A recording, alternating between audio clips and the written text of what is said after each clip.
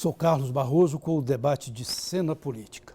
O Brasil vive uma crise na área de segurança sem precedente. Nas prisões, só no comecinho deste ano, houve 150 mortes.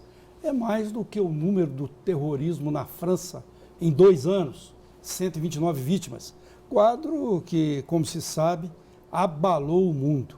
E a situação pode se radicalizar ainda mais depois do Carnaval. No Brasil é que tudo para um pouco com o Carnaval. E como se sabe, policiais militares se amotinaram no Espírito Santo, com apoio de familiares. Sem policiamento, houve outros 150 assassinatos nas ruas capixabas. A rebelião ameaça se expandir. Já chegou ao Rio de Janeiro e a Minas também está no começo, para ficar em 2 exemplos.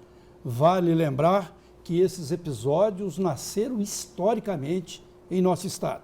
Em 1983, houve a Ciranda da Morte, no depósito de presos da Lagoinha. Com assassinatos diários, o então governador Hélio Garcia sugeriu aos repórteres que cobravam soluções, cada um levar um detento para casa. Em 1997, estourou a rebelião da PM em Minas, que culminou com a morte de Cabo Valério. O tiro que matou o militar também acertou em cheio o governo do tucano Eduardo Azeredo, que nunca se refez do golpe. Cena política debate a crise de violência no país, com foco em Minas. Presença do sargento Marco Antônio Bahia, graduado em Direito pela PUC-MG, presidente da Associação dos Praças, Militares e Bombeiros de Minas, diretor da Associação Nacional dos Praças e integrante do Conselho Nacional de Segurança Pública do Ministério da Justiça. E também do advogado criminalista Rogério Leonardo Batista, vice-presidente do Conselho Penitenciário de Minas e também vice-presidente da Comissão de Direito Penal Econômico da OAB-MG e conselheiro do ICP, Instituto de Ciências Penais. Agradeço muito a presença do sargento Bahia, do criminalista Leonardo, e pessoas muito destacadas aí e com condições de debater essa situação, tanto no país como em Minas. Eu queria começar com o sargento que preside essa entidade importante aí dos praças, sargentos, os suboficiais também fazem parte, né? Sim, a nossa associação tem aproximadamente 17 mil associados, que congrega do soldado ao coronel. Então, nossa base hoje é basicamente todos os cargos... Permeia todos os cargos da Polícia Militar. Né? Eu queria uma avaliação sua, puxando lá do Espírito Santo. A gente sabe que o ciclo da rebelião lá no Espírito Santo deu uma parada. Há uma ameaça de repressão aos que participaram da rebelião. E, ao mesmo tempo, a situação deu uma parada, mas a gente vê que esse germe da violência lá ainda está acontecendo.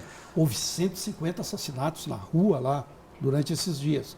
Queria que você analisasse, do Espírito Santo, voltando aqui para Minas, qual é a situação dos quartéis do Brasil. Olha, o que a gente percebe, e eu vou te falar que eu estive pessoalmente no Espírito Santo, quando eclodiu o movimento na semana retrasada, eu estive lá presenciando todo aquele cenário. Tanto no aspecto da revolta dos militares, que lá no Espírito Santo passou simplesmente da mobilização por uma valorização profissional. No Espírito Santo, hoje, nós temos um clima de revolta nos quartéis.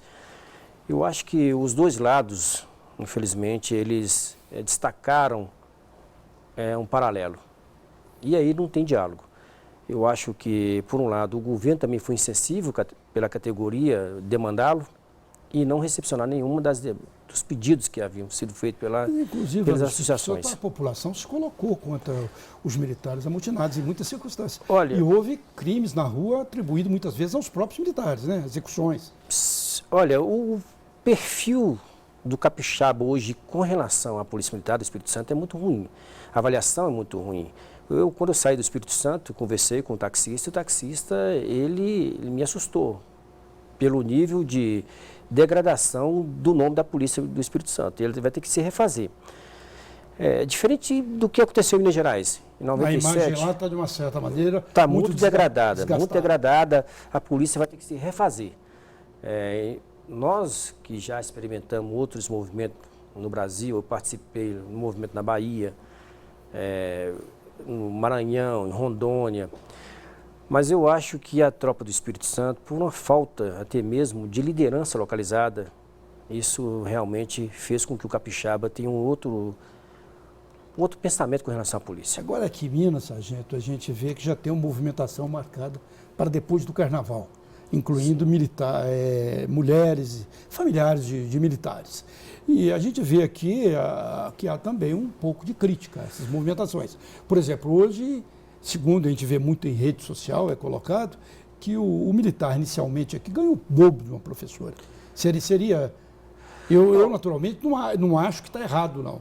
Eu defendo, eu sempre defendi, já defendi aqui em vários comentários, em vários programas aqui, que o militar ganhe bem, muito bem, porque ele arrisca a vida no trabalho dele, é uma das profissões mais difíceis e perigosas, obviamente, que ele seja muito bem armado, mas também que o militar tenha os seus limites com direitos humanos, limites com rebeliões e tudo mais.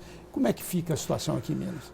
Olha, na criação, na agenda do Estado, o Estado fez a opção de entregar para a população 3 serviços básicos, que eu acho que é essencial para o funcionamento do Estado. A educação, a saúde e a segurança pública. A segurança pública, eu não posso destacar como ela sendo a mais importante. Eu acho que todas as 3 são muito importantes, né?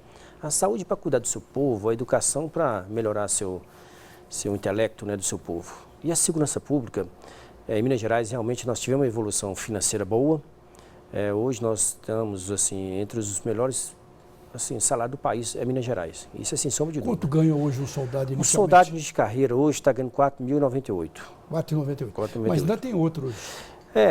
A vantagem que em Minas Gerais nós temos outros valores que nós temos. Por exemplo, uma previdência muito boa, nós temos um sistema de educação também muito qualificado. Nossos colégios de Mas aí esse 4.098 também tem insalubridade, tem outras coisas, não? Não. Isso é o salário básico, inicial.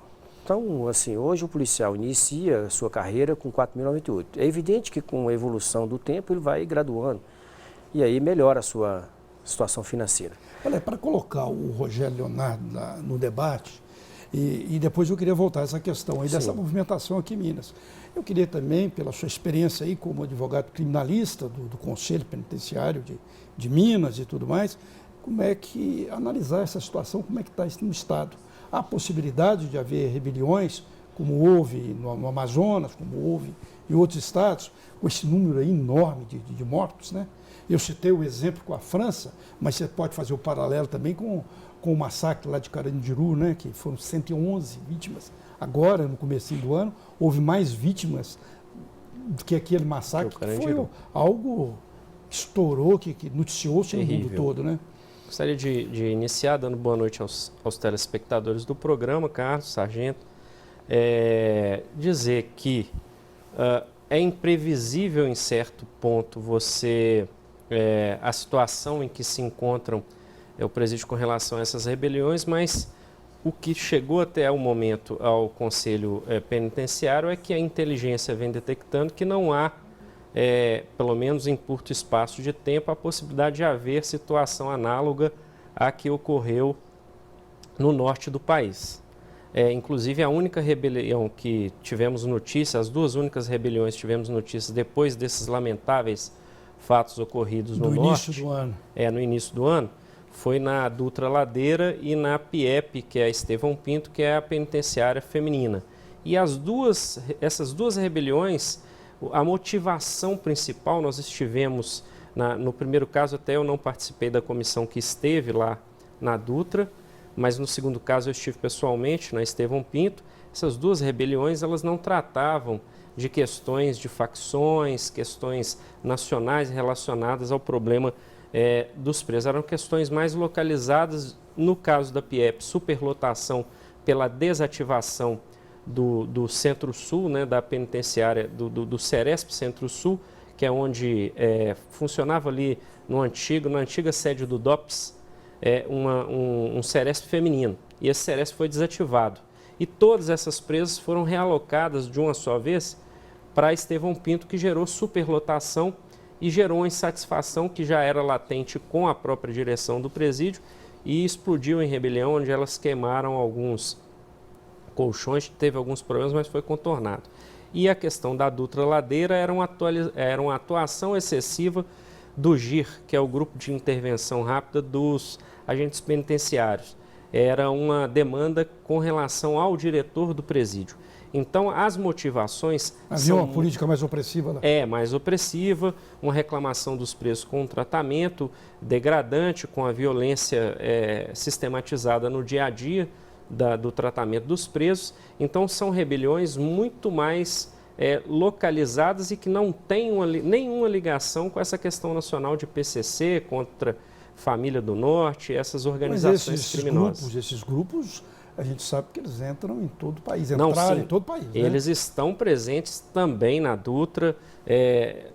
No feminino não é tão marcante essa presença, mas no masculino sim.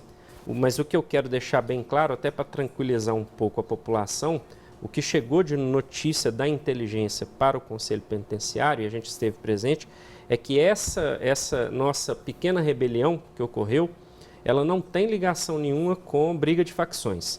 Então, o resultado não seria um resultado de chacinas e tragédias como foi no norte do país. Então, assim, a curto prazo não se enxerga a possibilidade de uma repetição desses fatos lamentáveis nos presídios de Minas, o que não exclui a questão do sistema penitenciário em Minas Gerais estar também falido, ser um sistema que trata muito mal seus presos, a totalidade de suas dependências superlotadas. A gente só não enxerga aí uma superlotação na PPP, também é uma questão que tem que ser muito debatida, porque a iniciativa privada cuidando de presídio, eu, por exemplo, sou frontalmente contra. Acho que não é uma parte do papel do Estado que você pode privatizar, porque jamais vai poder levar o lucro. O serviço tem que ser bem prestado e se os recursos que são colocados numa parceria público-privada forem colocados no Estado... Estou até pedindo para eu fazer um intervalo ali, mas eu queria te perguntar isso. Quanto do contingente penitenciário aqui de Minas Gerais está hoje privatizado? Mais ou menos? Não, eu não tenho o número exato, não, mas... É um contingente grande, uma parte grande? É mínimo. São 3 unidades, se eu não me engano, que já estão em pleno funcionamento. Eu também, particularmente, não acredito nisso. Isso é um serviço essencial do Estado. Não pode entregar para um sujeito que está querendo lucro. Lucro em si. Exatamente. Até porque, se você olha a própria gestão, como ela é feita, por exemplo, os agentes que trabalham dentro da PPP não são os mesmos agentes que estão na carreira do agente penitenciário, que é uma das grandes reivindicações da classe dos agentes penitenciários, é criar um plano de carreira que seja digno e que lhes possibilite, assim como a Polícia Militar acabou alcançando, ter um nível de renda para que eles possam se dedicar 100% à profissão, porque não precisa fazer bicos. E dentro da PPP, é muito interessante, a segurança externa ela é feita por agentes penitenciários do Estado, mas a segurança interna é feita por agentes contratados. E há uma diferença salarial entre essas duas categorias. Já cria lá o que cria um choque entre essas duas categorias. Esse negócio de privatizar prisão penitenciária, privatizar energia, privatizar água, está acontecendo agora. Lá no Rio de Janeiro, o PMDB está querendo privatizar a Copasa de lá. Deus me livre. Cena política volta em instantes.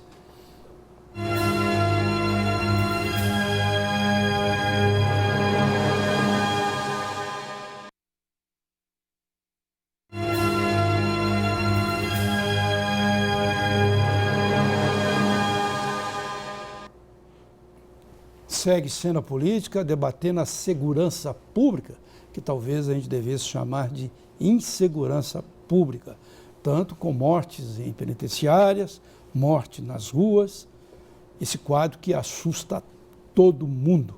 Sargento, eu queria voltar a esse assunto aqui da PM de Minas, que já tem marcado, salvo engano, é dia 7, né? Dia 7 de março. 7 de março. Já tem marcado uma reunião com familiares, nos moldes do que foi feito lá no Espírito Santo, uma tentativa de os familiares participarem da luta, né? Um crítico diria da rebelião, né? Um diria luta, outro diria rebelião, da PM. E com esse quadro, o PM ganha 4.085, falei certo ou 98? 4.098. 98. Tirei um pouquinho, mas 4.098. E um salário que é muito mais que de professor e tudo mais aqui em Minas. E vai ter a compreensão da sociedade, no seu entender, dessas reivindicações, dessa luta da PM? Na verdade, o que nós temos aqui colocado a nível de Minas Gerais é um outro cenário.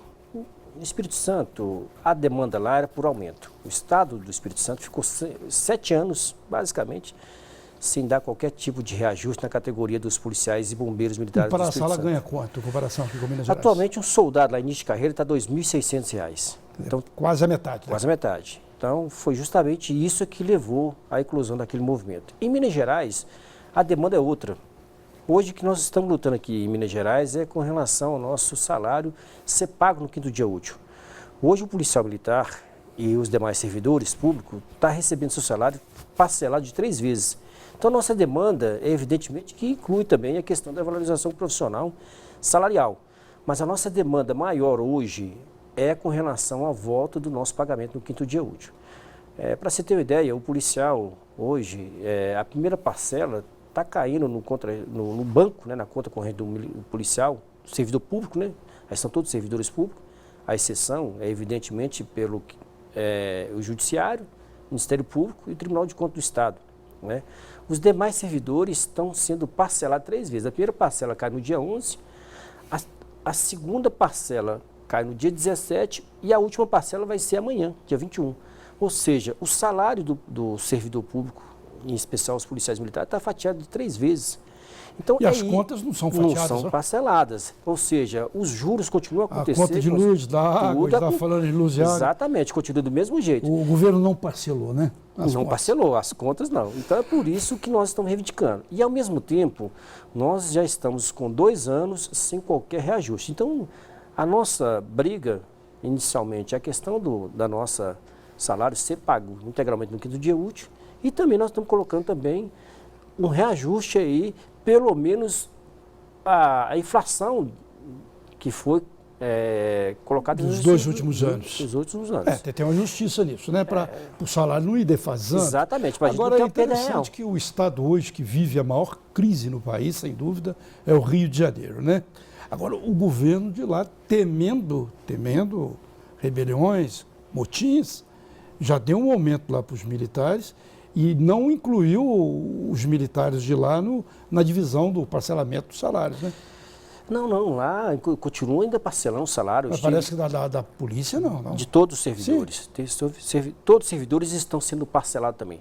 Chegou a ter parcelamento de 7 vezes o salário de um policial. Né? Então, assim, lá no Rio de Janeiro, não é diferente do Espírito Santo, tem demanda localizada. Mas outro estado que está numa situação muito ruim também é o Rio Grande do Sul. Então, Rio Grande do Sul. Os 3 estados hoje que estão parcelando o salário dos seus servidores é Minas Gerais, Rio Grande do Sul, parcelando de 9 vezes, e Rio de Janeiro parcelando de 7. E nesses estados não tem qualquer cenário de reajuste salarial. Ele anunciou que iria se dar os 11% alguma coisa, mas até hoje não foi nada efetivado.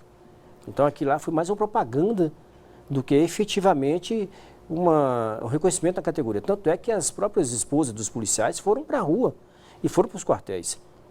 Diferente de Minas Gerais. Aqui em Minas Gerais, o governador Pimentel, eu vi uma nota esses dias que ele está indo ao interior, entregando viaturas. Perfeito. E ele está tentando amainar, de uma certa maneira, a possibilidade de uma rebelião aqui em Minas Gerais. Uma rebelião. Ele está conseguindo, a associação, as entidades estão conseguindo uma conversa com ele, uma reunião com ele? Na verdade, nesses 2 anos de governo do Fernando Pimentel, eu estive presente 2 vezes conversando com ele pessoalmente. Uma foi agora, no final de dezembro, quando houve uma tentativa de uma mudança no PLP 257, onde todos os servidores estavam sendo atingidos, com 2 anos sem aumento, 2 anos sem contratação. Ia ser o caos na segurança pública. E, por outro lado, a gente enxergava que ali nós tínhamos um espaço de negociar. Então, o próprio governador, no dia 19 de dezembro, nós estivemos reunidos com ele na sala administrativa, e ele sinalizava que não haveria qualquer perda para a nossa categoria com relação a qualquer tentativa de mudança a nível federal. Então, ele falou, ó, inicialmente, nenhuma perda que vier a ser contemplado nesse projeto, nós iremos Mas do parcelamento adotar. de salário, ele não falou. O problema todo é que ele fala que hoje as receitas de Minas Gerais tiveram uma perda muito grande. Então, a forma que ele está enxergando hoje de pagar os seus servidores é parcelando o salário. Ele demonstrou que tem um cenário, a partir do primeiro semestre agora, tentar melhorar essa situação de não parcelar mais. Mas até agora ficou só na promessa. É interessante, né? Eu vou passar aqui para o Leonardo, mas você já disse ali antes que eu não preciso nem de falar, né? O Ministério Público, os magistrados, esses ganham muito, tem vários penduricalhos nos salários, esses não têm são parcelados. Parcelamento. E essa situação prisional aqui em Minas, Leonardo, que Minas, ela tem, você disse que ainda não tem aí uma possibilidade, ou pelo menos a uma vista, não existe uma possibilidade de uma rebelião. Mas é uma situação muito explosiva, né, pelas condições que você falou. Sim. Eu não vou retirar a possibilidade de haverem rebeliões localizadas. Isso sempre, principalmente porque essa situação não é de agora, né? Essa situação já é de alguns anos, a superlotação dos nossos presídios e as condições precárias. E não precisa ir muito longe. Se você for visitar, por exemplo, o presídio de Nova Lima, você vai ver que aquilo ali é uma masmorra, porque ele faz um calor infernal durante o verão e um frio glacial durante o inverno. O ministro aí já disse que as prisões brasileiras são masmorras medievais, né? E são masmorras, medievais. Você não precisa ir muito longe. São pouquíssimas unidades onde você tem uma situação condizente com a dignidade da pessoa humana, que é uma questão de um princípio e garantia constitucional. Então, não é que não vão haver. O que acontece é que, neste primeiro momento, não se vê a possibilidade de haver uma rebelião nos moldes em que foi no norte do país, o que não elide a responsabilidade do Estado em cuidar. Agora, a situação prisional é uma situação muito complexa que envolve muitos atores. Nós não chegamos a essa quantidade enorme de presos sem a participação de outros atores sociais, como o próprio Ministério Público de Minas Gerais e a magistratura. Porque quem manda prender em última análise é sempre o Poder Judiciário. A gente costuma brincar, né? Na verdade, a polícia sempre faz os flagrantes, sempre relata os seus BOs, leva como sempre sua obrigação os presos para frente de um delegado para poder haver aí a convalidação do flagrante, mas a palavra final sempre é do juiz de direito. E o que nós observamos na nossa lida diária, principalmente como advogado criminalista, é que existem milhares de casos em que poderia ser aplicado, e desde 2012 houve uma alteração no Código de Processo Penal, onde você tem aí as soluções alternativas à prisão. A prisão cautelar e provisória, hoje 40% dos presos do sistema são provisórios, ela deveria ser a última ratio, a última medida possível. Mas muitas vezes o Ministério Público e o Poder Judiciário usam como primeira opção. Então temos vários casos de pessoas que são presas em flagrantes, o sujeito ele é primário de bons antecedentes, o crime é um crime que não envolve violência e mesmo assim ele permanece preso. Manda ele lá para o meio do bandido para ele virar bandido. Exatamente. Né? Muitas vezes vai virar bandido mesmo lá dentro. Exatamente. Eles falam que é a maior faculdade de Exatamente. O sujeito entra marginalização com pequenos furtos e com o passar do tempo convivendo ali, até com pressão dos seus colegas, muitas vezes um cara que já cometeu um roubo, outro que já cometeu um homicídio, ele acaba sendo pressionado. Assim, olha, quando você sair você vai fazer isso e isso para mim. Se você não fizer, ele sofre uma série de ameaças. Esse dado que você colocou aí é absurdo, né? 40% são presos provisórios. Presos Quer provisórios. dizer, em tese, eles são apenas acusados. Presumidamente inocentes. Né? Nós temos na nossa Constituição a presunção de inocência, que foi até mitigada por uma infeliz decisão do Supremo ano passado, né, que permite a prisão a partir da decisão de segunda instância, contrariando a própria Constituição, né? Mas o Supremo brasileiro tem julgado dessa forma, infelizmente.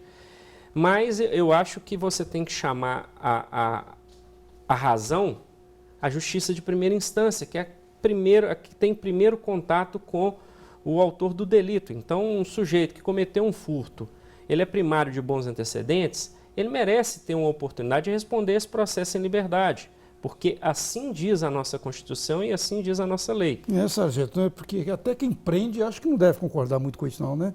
De jogar lá o sujeito que ainda não foi condenado, e aí vira uma universidade do crime. O que a gente enxerga enquanto polícia militar, nesse cenário, a gente está enxugando gelo.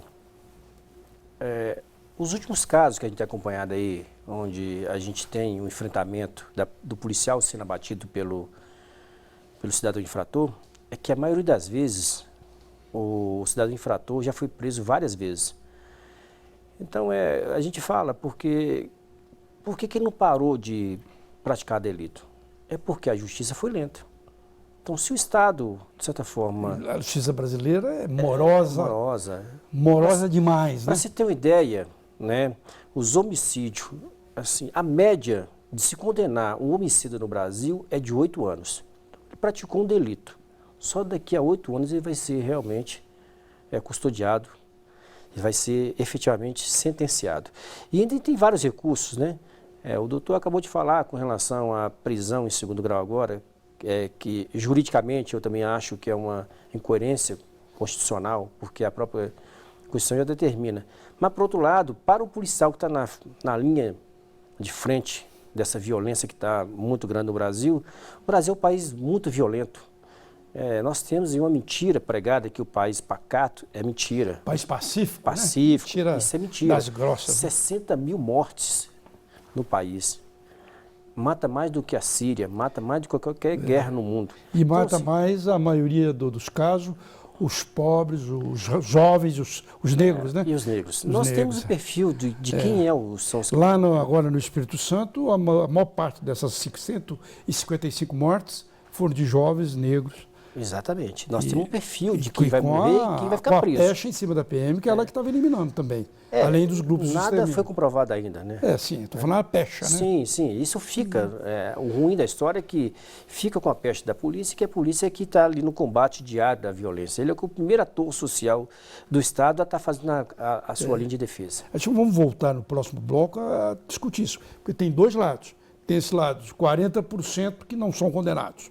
De outro lado, que se prende e solta, e também isso revolta, inclusive, o próprio policial. Cena política volta já já.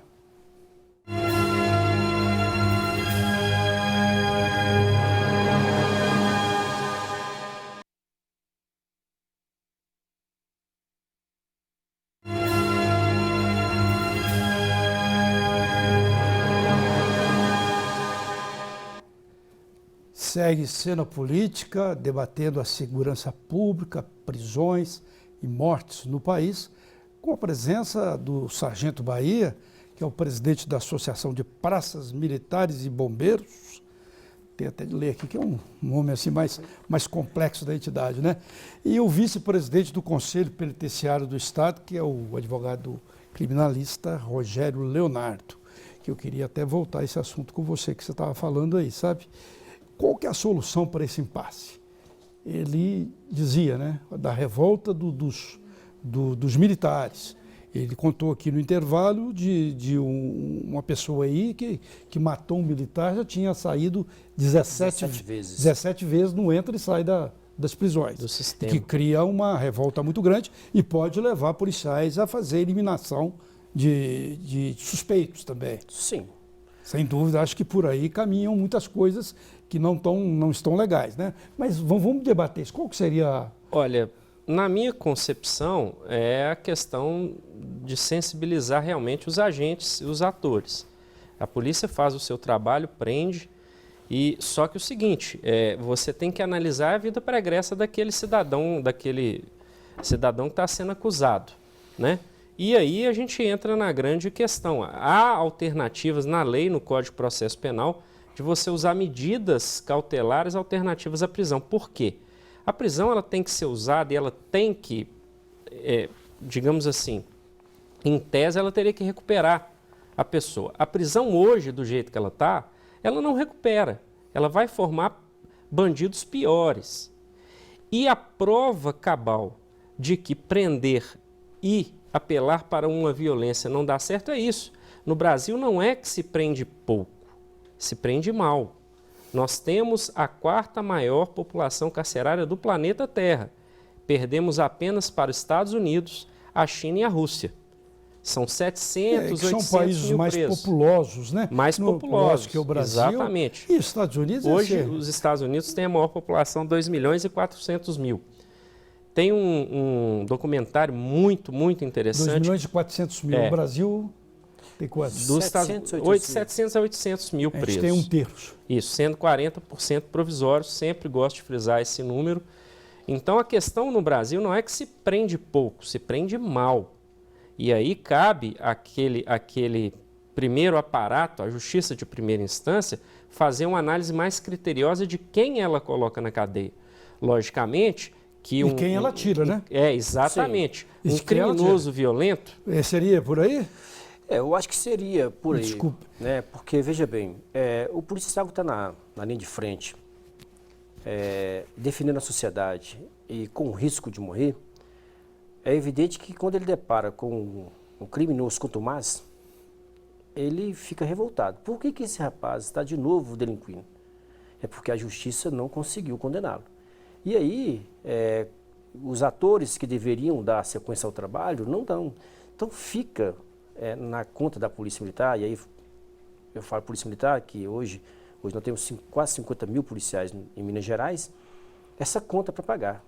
Para você ter ideia, no mundo inteiro, né, nos países mais violentos do mundo, eu vou colocar uma conta pequena, né? Nos Estados Unidos, nos últimos 10 anos, somente 70 policiais foram mortos. Ano passado, no Brasil, morreram 544. 500 para 70 é muita coisa. Agora, uma boa parte também morreu em bico, né?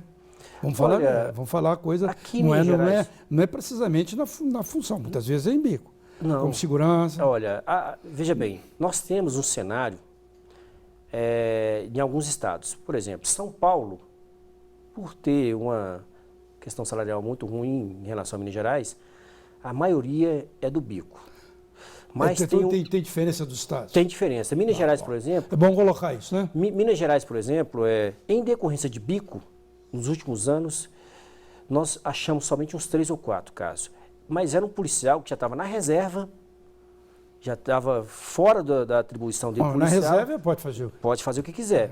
Imagina. Foi um caso específico lá de Montes Claros, onde um policial estava lá na segurança de um posto de gasolina, chegou uma quadrilha lá para assaltar, e viu ele como sendo o guardião lá que ia fazer a segurança, foi alvejado. Um outro caso foi em Pará de Minas. Então, em Minas Gerais, essencialmente, quem morre é quem vai para a lida, quem vai combater o criminoso. Não é no serviço de bico. O que eu defendo é pagar bem, muito bem. Sim, em Minas Para Gerais. não precisar fazer outro serviço, para ter o rigor em termos de direitos humanos, em termos de respeito. Acho que o policial tem que ter o respeito ali ao mendigo que está na rua, o mesmo respeito do empresário. Ou então, por exemplo, falar aquele sujeito é suspeito de um crime, não vou ter respeito com ele. E esses grandes políticos aí, todos são mais que suspeitos de crimes, o policial nem chega perto deles, né? Chega perto. Nem chega perto. Então, 2 pesos, 2 medidas. Se bandido, essa frase que se fala, bandido bom é bandido morto, acho que eu não defendo isso não, mas a atuação teria de ser até muito mais ampla. Nós temos muitos atores aí que já deveria estar morto, então, que a gente conhece. Um discurso muito fácil e um discurso extremamente equivocado e que beira o fascismo.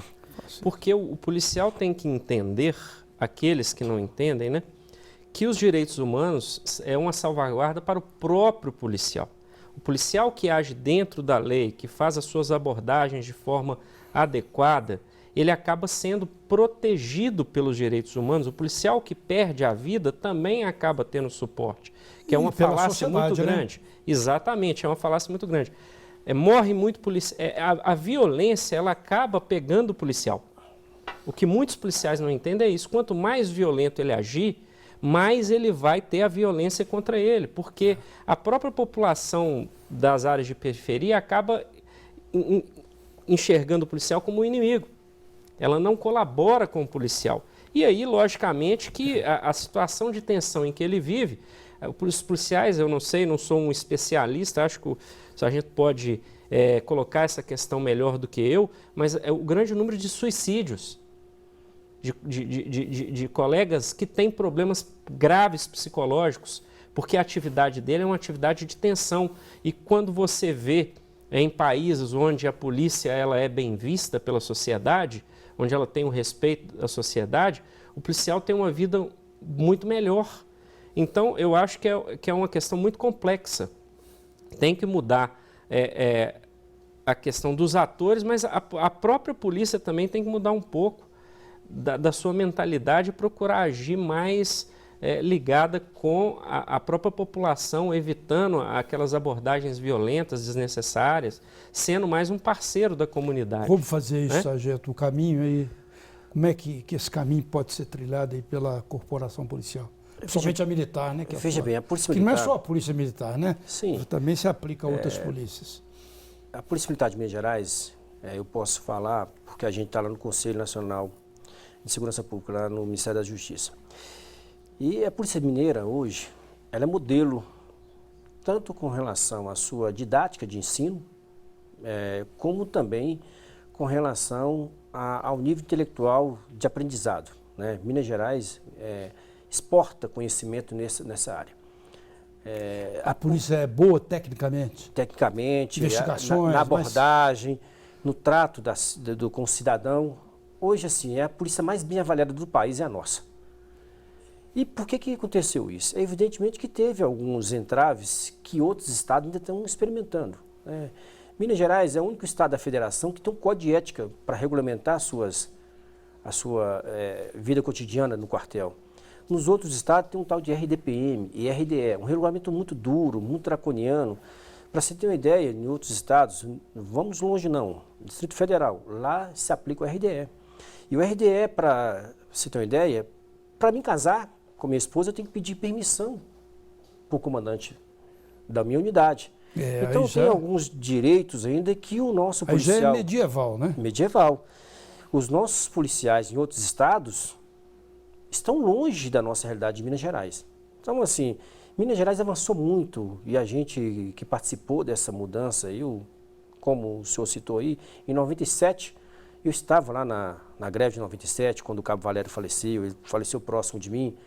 Então, de lá para cá, houve um avanço muito grande. Nós tivemos uma... Naquele dia lá, você estava lá perto? Eu estava lá próximo do evento, né, na hora que o Valério foi atingido. Então, assim, de 97 para cá, houve uma evolução muito grande na Polícia Militar de Minas Gerais. Então, hoje nós somos referência com relação à relação interpessoal entre oficiais e praça. Aqui dali já começou, né? No nosso foco aqui não é discutir aquele dia, eu citei apenas como exemplo, mas já começou com um erro, né? Foi o aumento para os oficiais que não foi dado para a base, né? Foi justamente que a gente começou a nossa revolta, foi ali. E Minas Gerais, assim, nível de suicídio. A maioria dos suicídios que a gente acompanhou no ano passado eram militares, já estavam na reserva. Eles não estavam mais do combate diário com a violência. Foi alguns policiais que tiveram algum problema psiquiátrico, até mesmo... Mas podem ter trazido da atividade, lá atrás. Da ação, né? Sim. Devem ter trazido, podem não, devem, né? Assim, eu não falo que seja isso que está levando os policiais a suicidarem. Outros estados, né, da federação, o índice de suicídio é muito maior. Porque tem um código de ética que tem em Minas Gerais, mas tem um RDPM que, infelizmente, massacra o servidor. Alguns estados, o pessoal compara ao estado que eles estão da escravidão. Então, assim, é muito... Sargento, é uma questão que deve ser discutida pela sociedade brasileira, a questão da desmilitarização, que inclusive eles confundem. Você está defendendo a desmilitarização, você quer extinguir a polícia?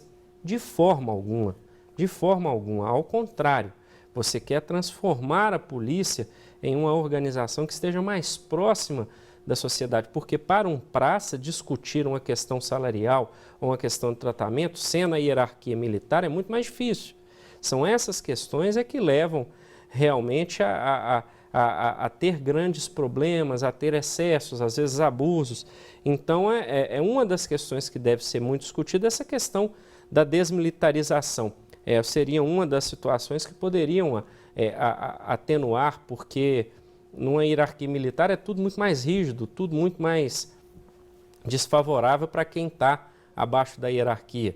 Se fosse uma polícia civil, completamente civil, ostensiva e de investigação, a gente sabe que esses problemas poderiam ser minorados, né? Então, são debates, discussões que a sociedade tem que ter para melhorar essa situação. Isso, né?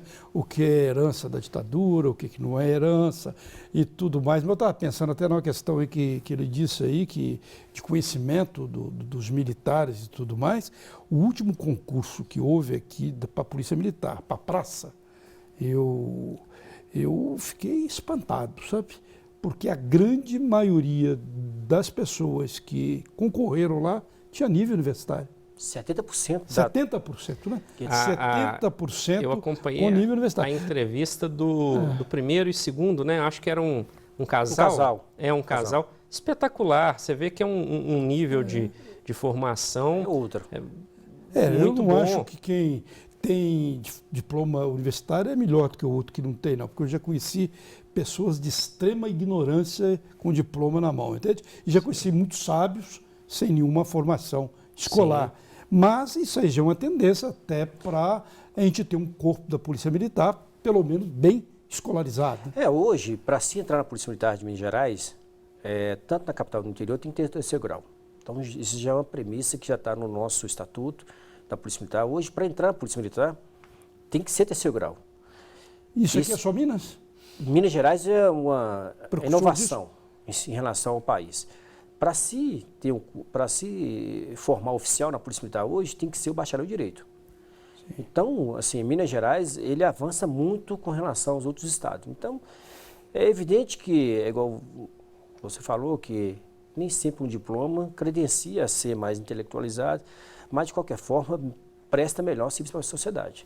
Ou pelo menos pode ter um melhor entendimento, né? Sim. Cena Política faz mais um intervalo e volta já já.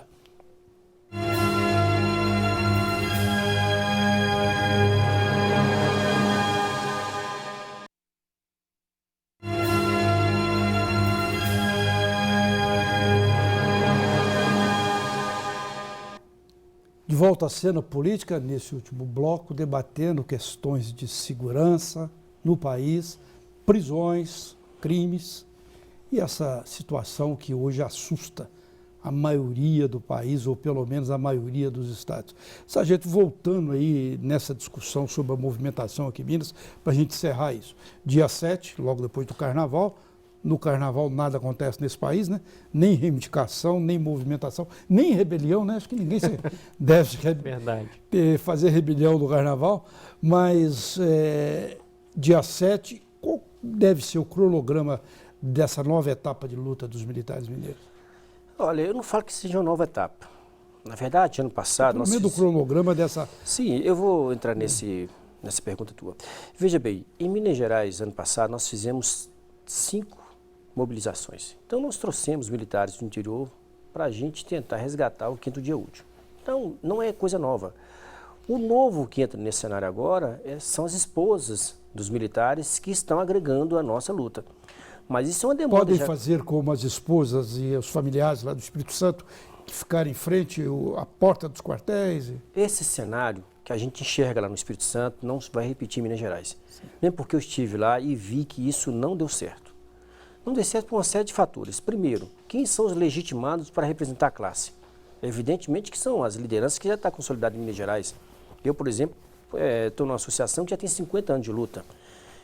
Outras associações. Então, nós temos 6 associações. O papel não é dos familiares, são das entidades. Exatamente. Quem que tem que colocar... Ou será que as entidades têm medo da concorrência dos familiares? Até que não é isso. Veja bem, que quem vai mobilizar a nossa tropa, a nossa categoria, são as associações e os deputados que estão à frente do movimento.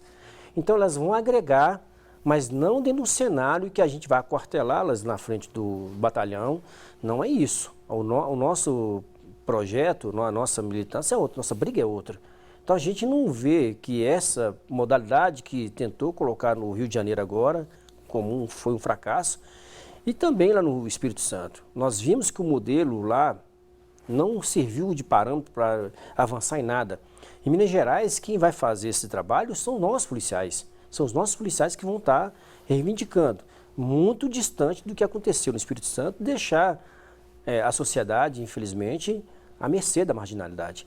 Nós temos outros parâmetros de reivindicação, nós sabemos até onde nós vamos. E o governo também já sinaliza com a possibilidade de uma reunião nas próximas semanas. Então a gente espera a sensibilidade do governo para estar conversando. Você acha que só com essa reunião aí o governo já vai... Na verdade, eu tive também... Aqui em Minas, com o exemplo que já houve, né? E agora com esse exemplo do Espírito Santo, agora do Rio de Janeiro, acho que o governo vai ficar um pouco contra a parede, né? Ano passado, nós tivemos 3 vezes também com os 2 secretários que estão assim à frente do Estado aí, que é o Elvésio Magalhães. Que é do dinheiro, né? Do dinheiro. Não, o Elvésio Magalhães é do planejamento. Sim, mas é ele que... Mas o Afonso Bicalho, os dois. São os 2 secretários. Nós tivemos... Ele é uma espécie de um secretário também que entra no dinheiro e tudo mais. Sim, ele é um dos que está aí dando as cartas. Manda-chuva do dando as cartas, manda-chuva. Nós tivemos 3 vezes com ele e ele criou um cronograma de discussão permanente com as associações. Então, eu espero que nas próximas semanas ou dias o governo venha sentar conosco e desenhar o que é possível de avanço com relação, pelo menos, ao nosso salário. Essa situação de parcelar salário é inadmissível, né? A gente não... Sem dúvida. Vamos voltar um pouco aí para as penitenciárias. Você que é vice-presidente do Conselho Penitenciário do Estado, há uma discussão assim mais cabal, mais intensa sobre soluções para essas masmorras, esse caos que existe aí? Ela passa por algumas questões... É o depósito de pessoas. Que eu citei a história lá da época do Hélio Garcia, ainda existe, né? Isso, é depósito de pessoas. Sim, né? existem sim.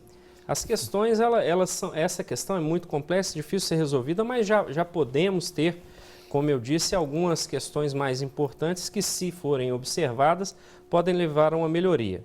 O investimento do Estado em novas unidades, logicamente. Agora, uma conscientização... Com essa crise aí tem alguma sinalização muito difícil, disso? Mas o fundo penitenciário, ele possui recursos.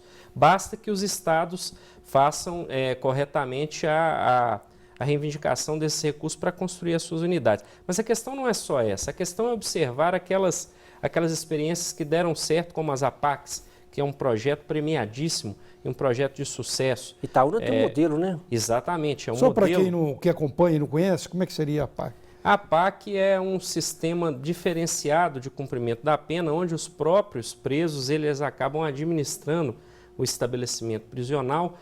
Tem um perfil psicológico escolhido, os presos têm que ter um compromisso, onde não tem aquele contato, muitas vezes violento, entre o agente penitenciário e o preso, e onde que você observa um índice baixíssimo de reincidência. É um modelo de sucesso aplicado... Mesmo com criminosos mais violentos? Mesmo com criminosos mais violentos. Tem notícia de 70%, tá? De recuperação, de recuperação. Então a grande questão... Não tem que fazer isso, né? Não tem dúvida, né? O modelo é a violência. O que nós vamos ter esse ano, Vamos parar com a privatização, a PPP, sim, e colocar a PAC, né? Eu sou frontalmente contra a privatização agora. Devo alertar a sociedade, como membro do Conselho, que infelizmente, por obra deste ex-ministro da Justiça, que infelizmente foi indicado aí ao Supremo Tribunal Federal, nós temos um decreto de indulto que vai piorar muito a situação dos presos no Brasil inteiro. O decreto de indulto, só para colocar rapidamente para os telespectadores, ele vinha crescendo uma evolução nos últimos 20, 25 anos, sempre prevendo mais benefícios, uma possibilidade mais humanizada de cumprimento da pena e de indulto e comutação. Esse ministro Alexandre de Moraes, isso é uma brincadeira, né? Sim, sindicato para o Supremo. Eu falei com vocês aqui antes do programa para dar uma lida, recomendo para quem está acompanhando também, no artigo do colunista político, que é o decano do Brasil, que é da Folha de São Paulo, Jânio de Freitas. Ele diz lá que a indicação de Alexandre de Moraes ao Supremo é uma afronta à memória do Teoriza Zavascki, que morreu no acidente aéreo, né? É uma afronta, né? Colocar Concordo plenamente. Que é plagiário. Plagiou no livro dele o jurista espanhol, comprovadamente. Muito porque ele tem Brincadeira, uma né? visão bastante equivocada Vai do para o que Supremo seja, plagiário. do que seja principalmente a solução para o sistema prisional. Só para completar, só para finalizar esse raciocínio, o decreto de indulto agora praticamente aboliu o indulto e a comutação, que era uma das importantes portas de saída do sistema prisional. Depois de 25 anos de evoluções, inexplicavelmente esse ano o decreto veio draconiano e é quase impossível você conceder o indulto e a comutação. Esse reflexo nós vamos sentir a partir do ano que vem. Mas já vai gerar problemas. Se você tem um sistema superlotado, você engessa a porta de saída, você vai estrangular esse sistema. Não dá não, né, Sargento? Não dá. Infelizmente, o nosso Alexandre de Moraes, ele como ministro da Justiça, fez um péssimo negócio. E lá ele, presidindo o Ministério da Justiça, não fez uma reunião com o CONASP. Então, nesse período, o CONASP literalmente não discutiu nada. O CONASP, só para explicar, que é o Conselho Nacional de Segurança Pública, que tem a sua participação, né? Nossa participação. Lá Você é conselheiro. Conselheiro. Lá tem participação dos trabalhadores, dos gestores e da sociedade civil. Então, é um espaço muito importante para a gente discutir política pública, da segurança pública, que, infelizmente, ele praticamente matou. Em quase um ano que ele ficou lá, ele não se dignou a reunir com o Conselho, o Conselho que poderia paralisou. levar uma experiência de todo o país, né? Sim, nós tínhamos umas discussões muito interessantes, Poderia não ter a experiência de todo o país, pessoas de todo o país participando. Sim, lá tem, de toda forma, tem o negro, tem a sociedade civil, tem o Conselho, enfim, tem todos os atores que estão lá para discutir a segurança pública. A segurança pública não é pacífico somente para o Estado. Então a gente está discutindo e ele, infelizmente, não avançou em nada. Muito bem. Não, agradecer, eu digo aqui que nunca é muito, né? Por isso eu agradeço o presidente da Associação dos Praças, Sargento Bahia, agradeço também aqui Rogério Leonardo, que é vice-presidente dessa entidade aí do Estado, da Penitenciária, Conselho Penitenciário do Estado. E sendo a política, agradece principalmente a você que acompanha, penso eu, toda semana os nossos programas. Penso e quero, né? Até o próximo debate.